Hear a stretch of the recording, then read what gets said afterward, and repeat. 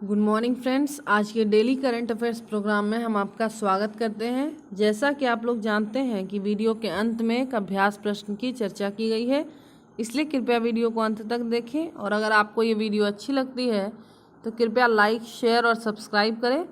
दोस्तों, आज है 27 सितंबर और आज के करंट अफेयर्स से जितने भी बहुविकल्पीय प्रश्न बन सकते हैं उन सभी की इस वीडियो में हम चर्चा करेंगे। तो आइए सबसे पहले देखते हैं पिछले सेशन के अभ्यास प्रश्न को। हाल ही में कैम्ब्रेवियजा ज्वालामुखी में विस्फोट हुआ है, वह किस देश में था? ए दक्षिण Africa, B Spain, C America, D चीन। तो इसका सही उत्तर है कि ये जो ज्वालामुखी है कैम्ब्रेवियजा ज्वालामुखी, ये ऑप्शन बी स्पेन का ज्वालामुखी है और इसमें हाल ही में विस्फोट हुआ है। इस प्रश्न का उत्तर विवेक कुमार के द्वारा सही दिया गया है पिछले सेशन में। आइए जानते हैं इसके डिटेल को। स्पेन के ला पाल्मा के अटलांटिक द्वीप पर रविवार शाम को सक्रिय ज्वालामुखी में विस्फोट हो रहा था। स्पेन के सरकारी प्रसारक टीवी ने वीडियो जारी कर बताया कि कैम्ब्रेवियजा ज्वालामुखी रिज से काला और सफ़ेद धुआं निकल रहा है। कैनेडी द्वीप ज्वालामुखी संस्थान ने भी ज्वालामुखी में विस्फोट होने की सूचना दी है। यह द्वीप कैनरी द्वीप समूह का हिस्सा है। अधिकारियों ने भूकंपीय गतिविधियों के केंद्र के नज़दीक स्थित गांवों से एहतियाती उपाय के तहत लोगों को निकालने का आदेश दिया है। रविवार को 3.8 तीव्रता का भूकंप आया था और भूकंपीय गतिविधि की कंपन सतह पर महसूस की गई थी। ज्वालामुखी जोखिम रोकथाम योजना की वैज्ञानिक समिति ने कहा कि भूकंप के तेज झटके आ सकते हैं जिससे इमारतों को नुकसान पहुंच सकता है। वैज्ञानिक विशेषज्ञों की समिति ने कहा कि अटलांटिक द्वीप के दक्षिण पश्चिमी तट के एक हिस्से से पहाड़ों से चट्टानों के नीचे गिरने की आशंका है। पिछली बार 1971 में इस ज्वालामुखी में विस्फोट हुआ था। तो ये जो ज्वालामुखी है कैम्ब्रेवियजा ज्वालामुखी, ये किस देश में है? स्पेन में, और हाल ही में इसमें उद्गार हुआ है। आइए अगले प्रश्न को देखते हैं। हाल ही में यूएन खाद्य एजेंसी के अनुसार किस देश में 16 मिलियन लोग भूखमरी की ओर बढ़ रहे हैं? ए इराक, बी अफगानिस्तान, सी यमन, डी इनमें से कोई नहीं। तो ऑप्शन सी यमन। यमन में हाल ही में ऐसा एजेंसी का रिपोर्ट आया है कि 16 मिलियन लोग भूखमरी की ओर बढ़ रहे हैं। आइए डिटेल में जानते हैं कि क्या ऐसा हुआ है। संयुक्त राष्ट्र की खाद्य एजेंसी ने घोषणा की कि यमन में 16 मिलियन लोग भूखमरी की ओर बढ़ रहे हैं।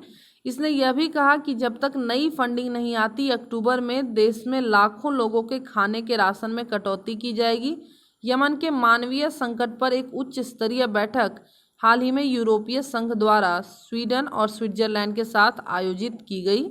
इस बैठक में लगभग 600 मिलियन डॉलर जुटाए गए, जिसमें अमेरिका ने अतिरिक्त 290 मिलियन डॉलर और यूरोपीय संघ ने अतिरिक्त 119 मिलियन यूरो, लगभग 139 मिलियन डॉलर देने का वादा किया है। हालांकि इसमें अभी भी $1 बिलियन कम है।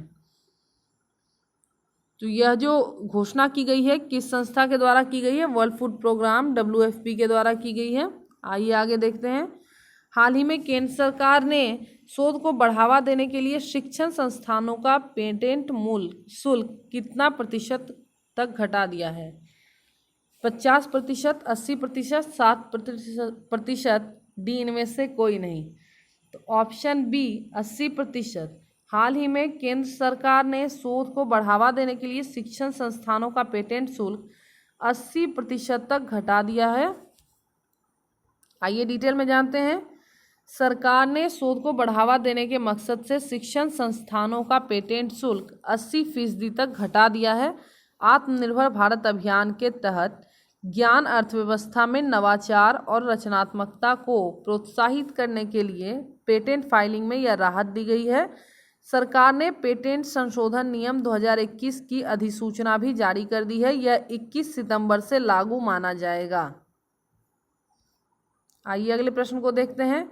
हाल ही में किस राज्य में परशुराम कुंड के विकास की नींव रखी गई है? ए अरुणाचल प्रदेश, बी असम, सी मणिपुर, डी इनमें से कोई नहीं।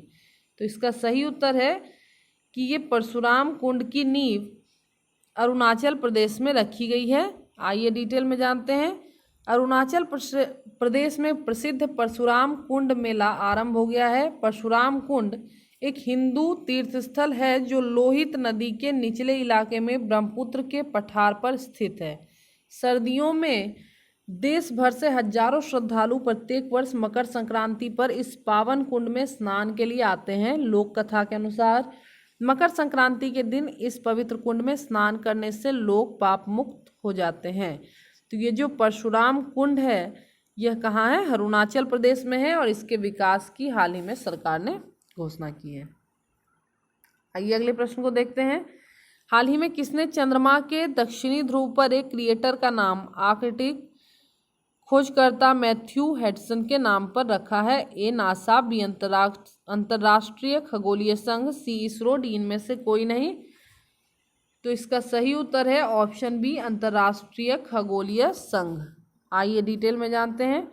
इंटरनेशनल एस्ट्रोनॉमिकल यूनिट ने चंद्रमा के दक्षिणी ध्रुव पर एक क्रेटर का नाम आर्कटिक खोजकर्ता मैथ्यू हेडसन के नाम पर रखा है, जो 1909 में दुनिया के शीर्ष पर खड़े होने वाले पहले लोगों में एक थे। क्रेटर का नाम हेडसन के नाम पर रखने का प्रस्ताव जॉर्डन ब्रेटफेल्डर द्वारा रखा गया था, जो ह्यूस्टन में लूनर एंड प्लैनेटरी इंस्टीट्यूट के साथ एक एक्सप्लोरेशन साइंस समर इंटर्न हैं।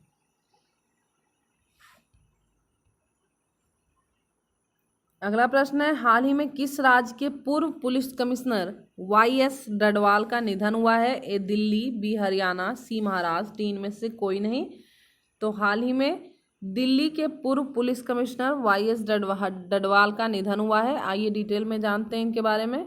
दिल्ली पुलिस के पूर्व commissioner Yudhvir Singh Dadwal that is Y S. Dadwal का छतरपुर में मौजूद उनकी रिहाइश आवास पर निधन हो गया। बताया जाता है कि वह कुछ समय बीमार चल रहे थे। वह 70 वर्ष के थे। 1974 बैच के भारतीय पुलिस सेवा के अफसर डडवाल ने जुलाई 2007 से नवंबर 2010 तक दिल्ली के 16वें पुलिस कमिश्नर के तौर पर जिम्मेदारियां संभाली थी।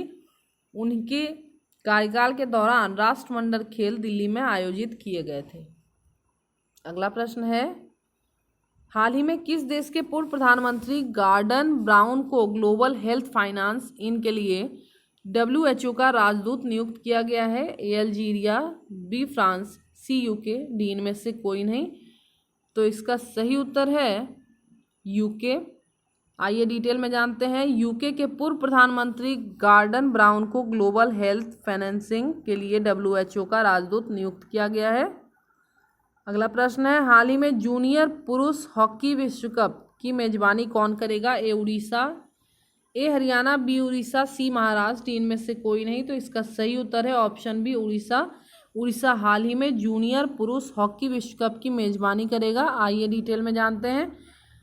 हॉकी के समर्थन और सहयोग में सबसे आगे रहने वाला उड़ीसा FIH जूनियर हॉकी पुरुष विश्व कप की मेजबानी करेगा। उड़ीसा के मुख्यमंत्री नवीन पटनायक ने यहां गुरुवार को लोक सेवा भवन के कन्वेंशन सेंटर में आयोजित समारोह में कहा, मुझे यह घोषणा करते हुए खुशी हो रही है कि भुवनेश्वर का कलिंग स्टेडियम 24 नवंबर से 5 दिसंबर 2021 तक FIH जूनियर पुरुष हॉकी विश्व कप की मेजबानी करेगा।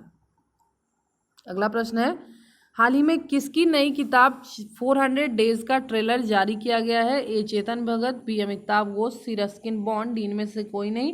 काफ़ी इंपॉर्टेंट क्वेश्चन होने वाली है ये कि ये जो नई किताब है 400 डेज, ये 400 डेज किसकी किताब है? तो चेतन भगत की किताब है। आइए डिटेल में जानते हैं। चेतन भगत 8 अक्टूबर 2021 को अपना नया उपन्यास शीर्षक 400 डेज रिलीज करेंगे। इसके लिए उन्होंने कवर भी जारी कर दिया गया है। द गर्ल इन रूम 105 और वन अरेंज मर्डर के बाद केशव सौरभ श्रृंखला में यह तीसरा उपन्यास है। इस उपन्यास में सस्पेंस, मानवीय रिश्तों, प्यार, दोस्ती, पागल दुनिया में जिसमें हम रहते हैं और सबसे बढ़कर एक माँ का कभी हार न मानने का दृढ़ संकल्प की कहानी है। आप देख रहे हैं कि ये 400 डेज जो बुक है ये किनकी किताब है? चेतन भगत की किताब है।